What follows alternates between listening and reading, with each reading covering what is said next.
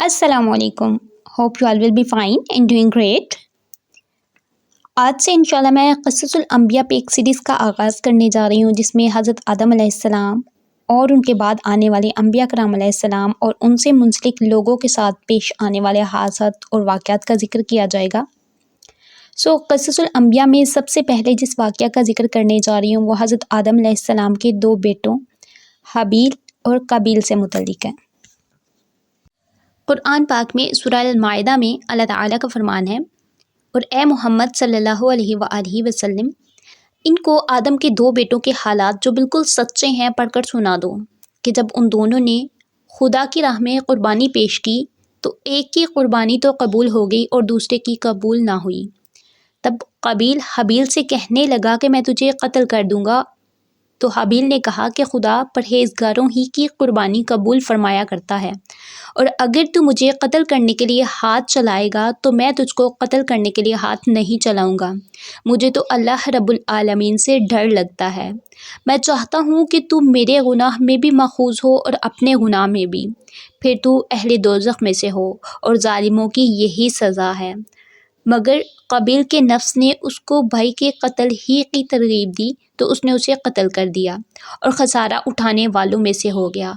अब अल्लाह ताला ने एक कौवा भेजा जो ज़मीन कुरेदने लगा ताकि उसे दिखा दे कि वो अपने भाई की लाश किस तरह छुपाए। कहने लगा, हाय अफसोस, मुझसे तो इतना भी ना हो सका कि इस कौवे के बराबर होता कि अपने भाई की लाश को छुपा देता। फिर वो पशेमान हुआ।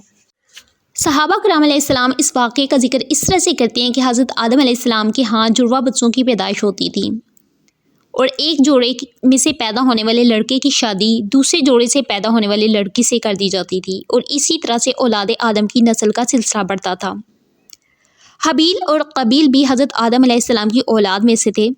हाबील का निकाह काबील के साथ पैदा होने वाली लड़की से होना था, और काबील का निकाह हाबील के साथ पैदा होने वाली लड़की से होना था। काबील हाबील से बड़ा था, और काबील के साथ पैदा होने वाली लड़की ज़्यादा खूबसूरत थी, और काबील ये चाहता था कि उसका निकाह उसी के साथ पैदा होने वाली लड़की से कर दिया जाए।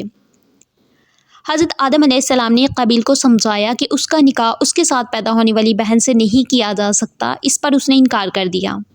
तो हज़रत आदम अलैहिस्सलाम ने दोनों को अपनी अपनी तरफ से अल्लाह ताला की राह में क़ुरबानी पेश करने का हुक्म दिया।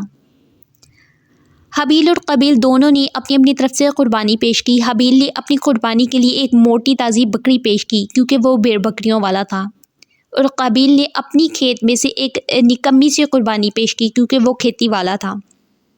आसमान से आग उतरी और हाबील की क़ुरबानी को खा गई और काबील की क़ुरबानी को छोड़ गई।